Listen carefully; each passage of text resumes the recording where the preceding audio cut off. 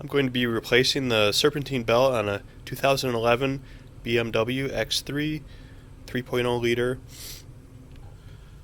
So on this vehicle, the first thing to take note of is the position of the belt.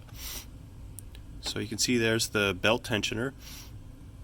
The belt goes underneath the belt tensioner, over the alternator, under a idler pulley, over top of the air conditioning condenser, and underneath.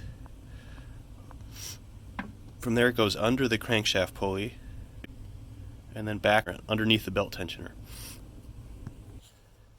I have here my T60 socket, which I'm going to put into the belt tensioner. So I slid a pipe over my wrench to give me a little extra leverage, and when I do, I found that the alternator pulley is a little bit harder to get the belt off of than the lower idler pulley. You can see in the top left there.